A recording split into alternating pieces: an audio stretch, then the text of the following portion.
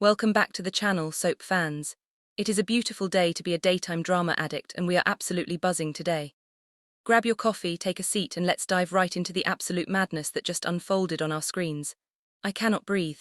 I am literally sitting here in the dark, typing furiously at 2:00 a.m. because I just finished the latest episode of General Hospital, and my heart is still pounding out of my chest.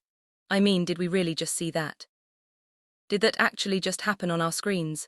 I know I've been watching this show religiously since 2015, and I've seen my fair share of shocking cliffhangers. But this one takes the absolute cake. They did not just give us the return of the decade. They gave us a cinematic masterpiece of a scene that I'm going to be rewatching for the next 6 months. I'm half celebrating, half complaining because my nerves are completely shot, and I definitely need to share this with people who actually get it. Can we please talk about this? Because Ryan Chamberlain almost just murdered Carly on screen with his bare hands. I am sorry, but I was screaming at my television. We all knew Carly was playing with absolute fire when she ignored Valentin's warnings and decided to snoop around Windermere. I mean, we all watched her find Jocelyn's dropped ring, so we knew she was on the right track. She had the proof right in her hands that her daughter was being held captive on that cursed property. But I did not expect Ryan Chamberlain to just materialize out of the shadows like the actual Grim Reaper. And he didn't just threaten her. He didn't just give her a villainous monologue. He literally lunged for her throat. He was going to choke the life out of her right there in the dusty, creepy halls of the Cassadine estate to tie up loose ends. He wanted to silence her permanently, so she couldn't expose the fact that Jocelyn and a heavily drugged Liesel Obrecht are currently locked in a basement cell, being forced to work on Faison's cold fusion project.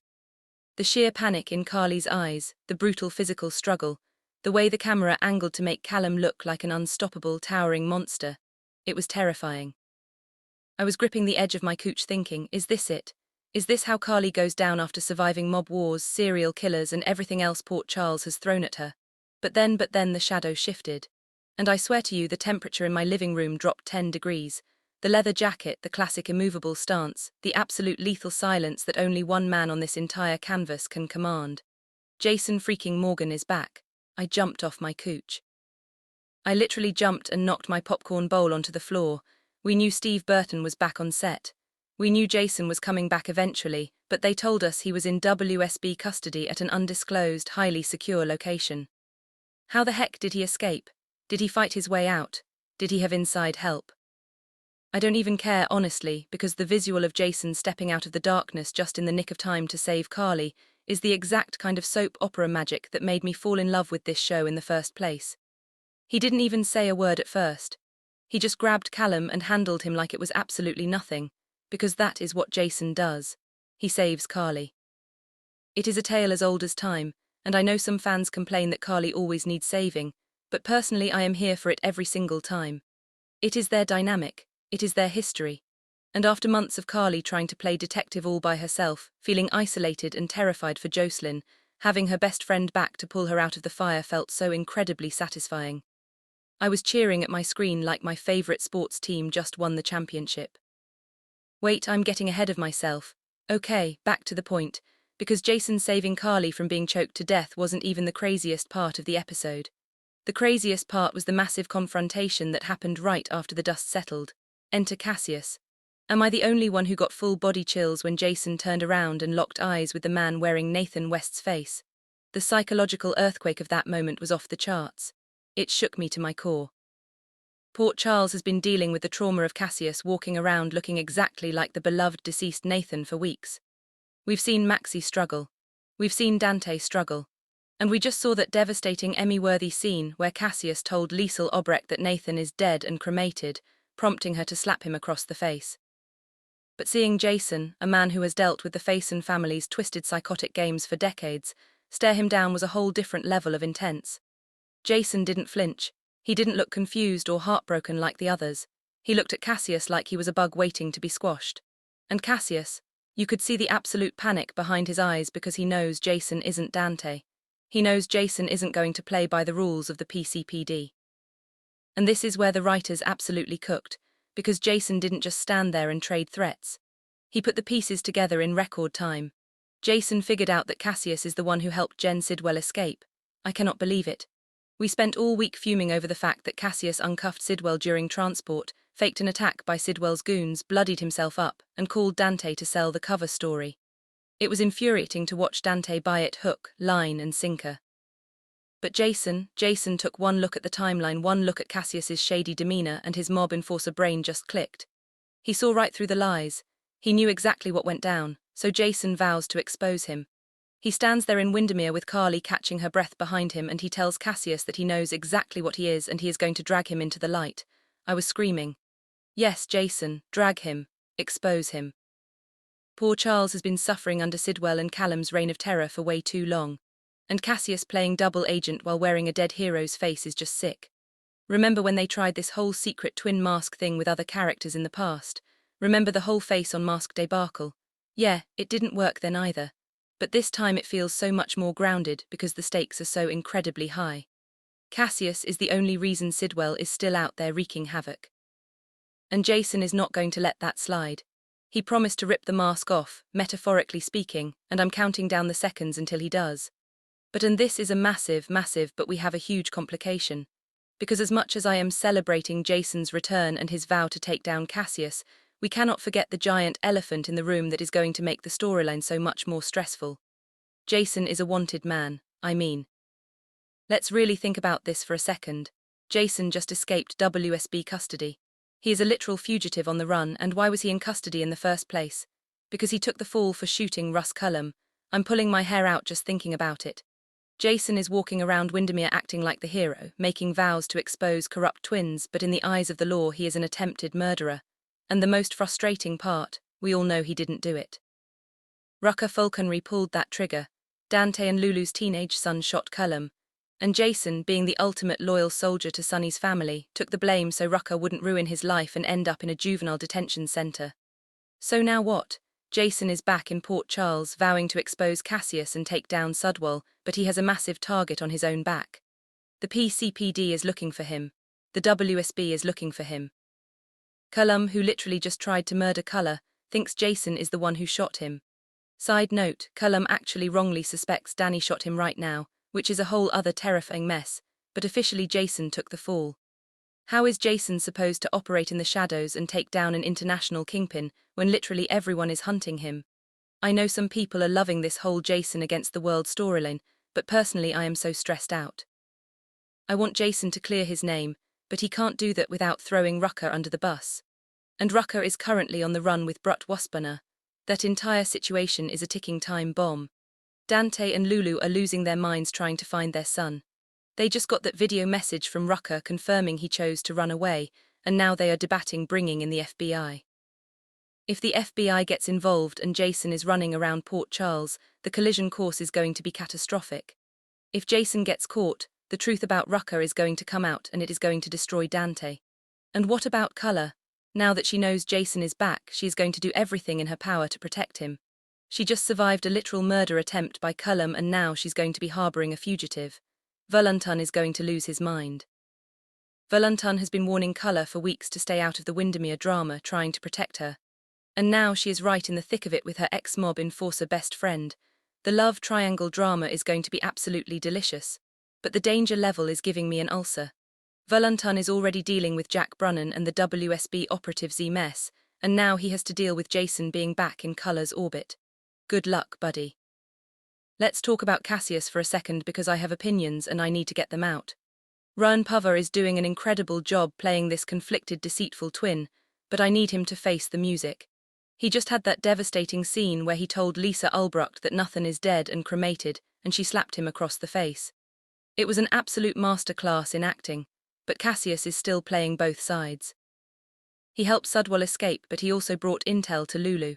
He is a wild card. And now that Jason is onto him, Cassius has to make a choice. Is he going to double down on his loyalty to Sidwell and Cullum, or is he going to fold under Jason's pressure? I kind of want Jason to just dangle him off the parapet until he confesses everything. But maybe that's just the sleep deprivation talking. I am so invested in this. I have been watching General Hospital for years, and I can honestly say this is the most cohesive high-stakes storytelling they have done in a long time. Every single character is connected. The Windermere hostage situation with Jocelyn and Lust, the Sidwell escape after Luckers bravely took 2 bullets to the chest in the vest, the Marco Puz murder cover-up, Rucker on the run, and now Jason's explosive return. It is all tied together perfectly. But I swear, if the writers drag out this Jason on the run thing for 6 months, I am going to riot. We need action. We need Jason and Sunny teaming up with Laura and Lucas to take down Sudwell once and for all. We need Jocelyn and Lust rescued from that damp basement before Cullum decides to make them his next victims. And most importantly, we need Russ Cullum to pay for putting his hands on colour. Nobody touches colour and gets away with it. Jason's going to make sure of that. Okay, I need to breathe. I need to go drink some water and process what I just watched. Am I crazy for thinking Jason is going to use Keshis as bait to catch Sudwell? Let me know what you guys think. I am going to be obsessively refreshing the forums until tomorrow's episode. Poor Charles is in absolute shambles and I am here for it. See you all tomorrow and seriously, pray for my blood pressure. Welcome back to the channel, everyone. Today is a wild one, and honestly, we need to have a serious sit-down talk about the explosive, heartbreaking, real-life drama surrounding our beloved Custon Storms and her ex-husband, Brandon Berish. Grab a coffee and get comfortable because the tea is piping hot, incredibly messy, and we have a lot to unpack today. I literally cannot even process what I am reading right now. I am sitting here late at night, scrolling furiously through my feed after watching the latest episode, and my jaw is completely on the floor. I mean, how do you do this to the mother of your child? I am so furious I can barely type, but I need to get this out of my system because this entire situation is just toxic. Everyone knows that there are always two sides to every story, both on and off the canvas, right? Well, that is exactly what a massive portion of the General Hospital fandom cannot help but think right now, especially when it comes to Custon Storms. We have watched her for decades, and seeing her dragged through the mud like this is just sickening. So let's get right into the ugly details. The actress, who is obviously best known for her iconic, decades-long role as Mexie Jones on our hit ABC soap, has made it pretty clear that things have gotten incredibly nasty between her and her ex-husband. And I do mean nasty. Otherwise, she absolutely wouldn't have name-checked him in the very public way that she did in her latest post on Instagram this past week. Custon is usually so private about the deep details of her personal life, so for her to come out swinging like this, you know, a line was crossed. A massive, unforgivable line, because here's what happened. Brandon actually went ahead and filed a restraining order against Custon. And in doing so, he has revealed to the entire world, thanks to the vultures over at TMZ, who immediately got their hands on the court documents, that she has been going through a lot of very unfortunate, deeply personal things behind closed doors. And I just have to ask why? Why take this to the media? If you are genuinely concerned about the mother of your child. You handle it privately. You handle it in family court. You do not let it become a tabloid spectacle. It feels so incredibly calculated. Let's break down these allegations because they are heavy and they feel designed to completely humiliate her. Apparently, Brandon claims in these documents that Kirsten has had a very hard time finding stable housing over these last few years. He put it on public record that she was evicted from her most recent apartment in Tennessee and has spent a lot of time living in hotels or crashing with friends. I mean, my heart just breaks for her. We all know the economy is terrible, but to have your housing struggles broadcast to millions of soap fans, that is a special kind of cruelty. But it gets worse. Brandon also claims that Kirsten has been suffering from delusions and hallucinations. Wait, I need to pause right here. Mental health is not a weapon. If someone is truly suffering from delusions or hallucinations, they need medical support, grace, and privacy. They do not need their ex-husband blasting their medical struggles to TMZ. Kirsten has been incredibly open in the past about her brain surgery and her mental health breaks from the show. She has always been honest with us. So, to see her vulnerabilities weaponized in a restraining order feels so gross. It feels like he is trying to paint the classic crazy ex-wife narrative, and I am not buying it for a single second. And then there's the financial stuff. Brandon says that she is having severe money troubles. He claims her car is about to be repossessed, and the kicker, he actually included the detail that he loaned his ex-wife $5,000 which she has yet to pay back. $5,000, are you kidding me? You are successful television actors. You are fighting over custody and restraining orders and you throw in a $5,000 loan. That right there tells me everything I need to know about his motivations. What does a $5,000 debt have to do with needing a restraining order? Nothing. Absolutely nothing. It screams petty revenge. It screams, I want to ruin your reputation. But Kirsten is a fighter. In a highly surprising and completely justified move, Kirsten addressed the drama head-on. She posted about a story online stating, I reported the apartment break-in after he filed something against me in court. She directly fired back, claiming that the record's evidence will show those stories are completely false. Yes, Kirsten, do not let him control the narrative. I love that she is standing her ground. She is telling the fans, wait for the receipts. And honestly, I am waiting, I believe her. I have been watching General Hospital since the early 2000s, and this whole thing just makes me look at Maxie Jones and Kirsten Storms with so much respect. Kirsten is Maxie. We have watched her grow up on this show. Remember when Maxie was just a rebellious teenager acting out because she had her cousin BJ Jones' heart beating in her chest? We watched her evolve into a fashion icon, a mother, and a fierce businesswoman. We watched her epic romance with Damien Spinelli. God remember Spixie, they were the blueprint, and then her beautiful tragic marriage to Nathan West. When Nathan died, Kirsten's on-screen grief was so visceral and so real that I literally sobbed for a week. She has poured her actual soul into this character for almost 20 years. And speaking of the show, let's talk about the irony of Brandon Barash. Remember when he played Johnny Zakara? He was the mob prince, the bad boy with a heart of gold.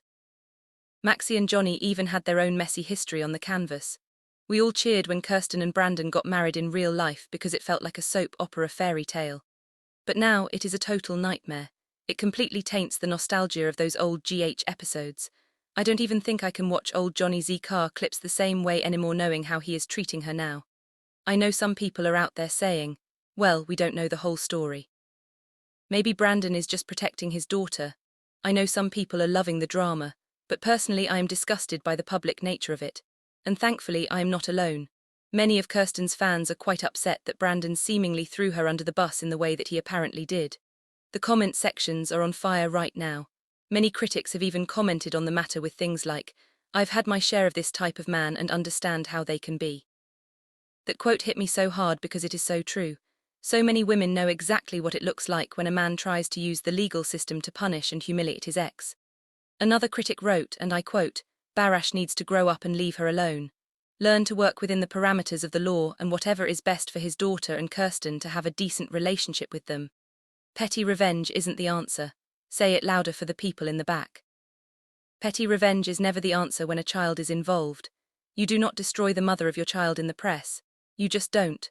So far, Kirsten herself hasn't made any additional comments about the matter beyond her initial Instagram post. And honestly, she shouldn't have to. She said her piece and now her lawyers can do the talking. And can we just take a minute to appreciate what Kirsten is doing on the actual GH canvas right now while her real life is exploding? Maxie is in the absolute thick of the deception drama. Jen Sidwell, this ruthless, terrifying criminal who is currently holding Jocelyn Jackson, Maxie's own aunt, Liesl Obrecht, hostage in the sub-basement of Windermere, is heavily tied into her company. Sidwell is supplying this insight for the deceptor. Meanwhile, Tracy Quartermain, Brooke Lynn, and Lucy Coe are running around Windermere threatening Sidwell with an FTC audit guided by Rick Lansing. Maxie is right in the middle of this massive corporate warfare. She has to put on her power suits, march onto that set, and deliver complex high-stakes dialogue while her ex-husband is telling the world her car is getting repossessed. The sheer professionalism that takes is absolutely unmatched.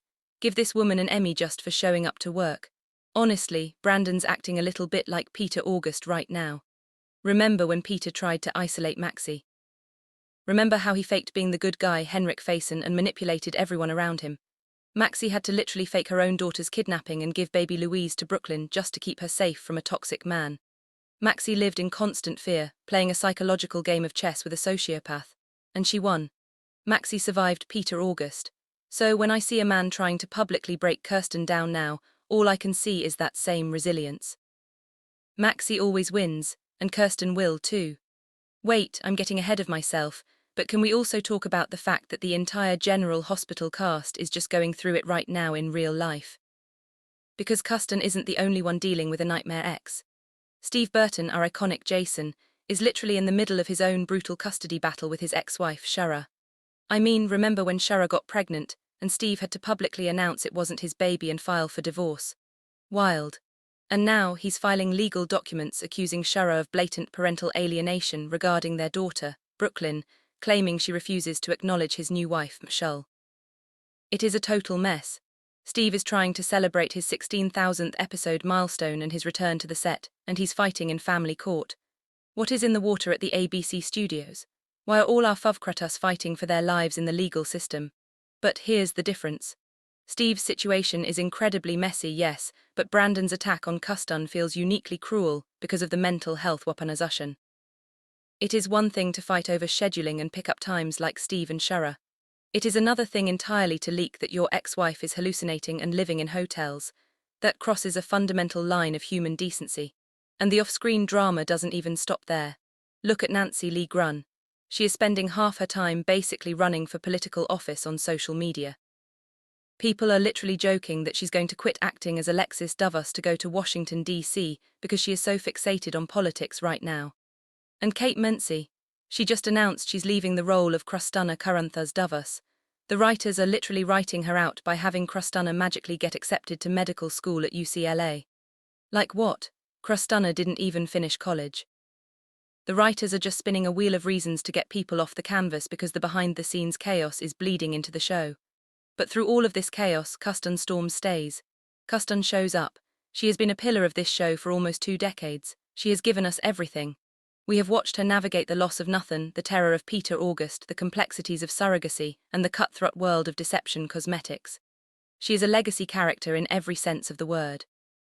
The GH fandom is fiercely protective of our own. And right now, Custon needs that protection more than ever.